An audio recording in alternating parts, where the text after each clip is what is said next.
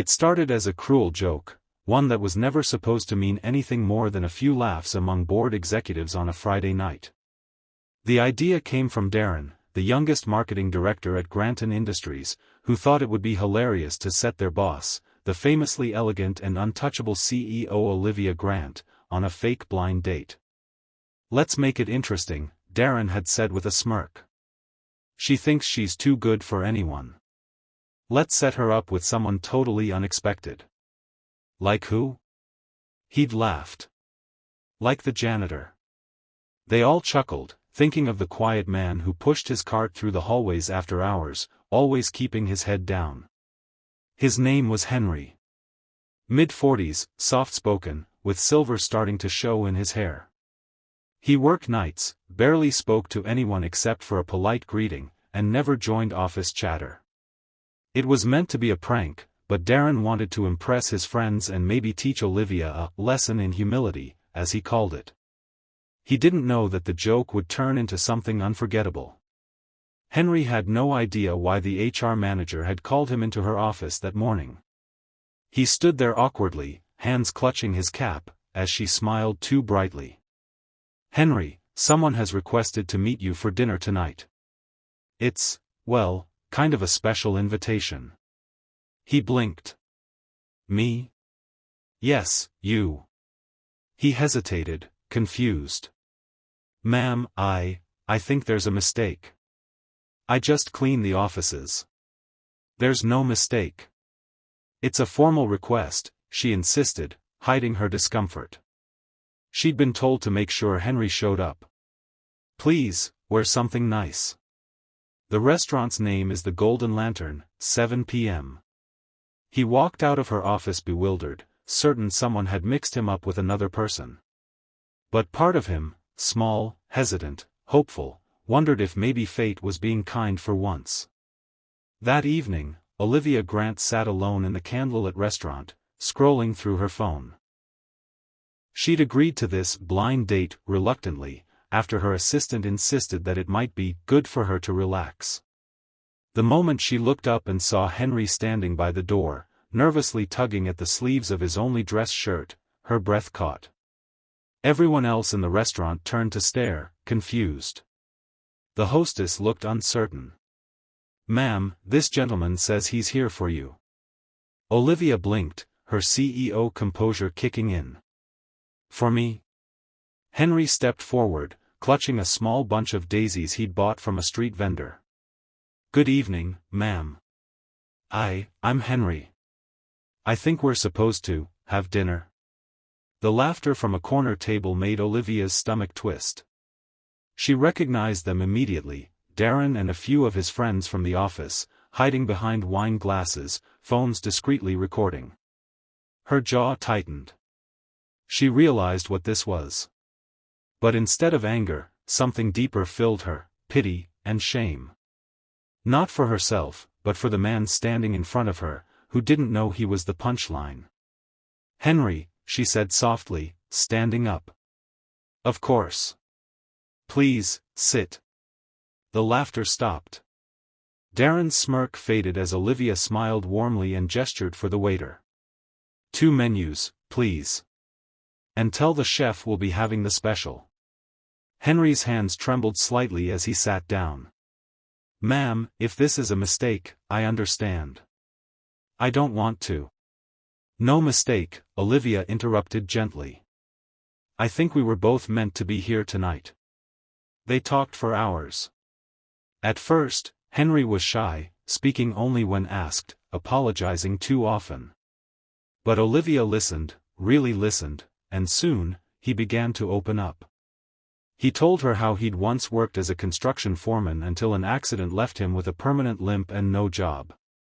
He'd taken the janitorial position at her company because it was steady, honest work.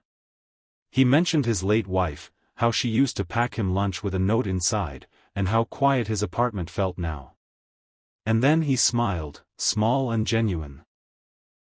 When he spoke about the people in the office who were kind to him. "Most don't even see me," he said softly. "But a few smile, and that's enough to keep me going." Olivia's throat tightened. She couldn't remember the last time someone had spoken about life with such simple gratitude. Meanwhile, at the corner table, Darren's group grew uneasy. They'd expected embarrassment, not warmth. They'd wanted humiliation, not connection. When the bill came, Olivia insisted on paying. Henry protested, fumbling with his worn wallet, but she laughed lightly. "Please, let me. You've given me something much more valuable tonight." They walked out together, and as the cool night air brushed against them, Olivia turned to him. "Henry, would you let me offer you something?" He froze, unsure. "Ma'am?" "Not money," she said. "An opportunity. I can't undo what those people tried to do tonight, but I can make sure your kindness doesn't go unnoticed. How would you feel about joining our facilities management team? Supervisory position. Better hours, better pay." Henry stared at her, eyes wide and glistening. "You'd do that, after all this?" She smiled gently. "Especially after all this."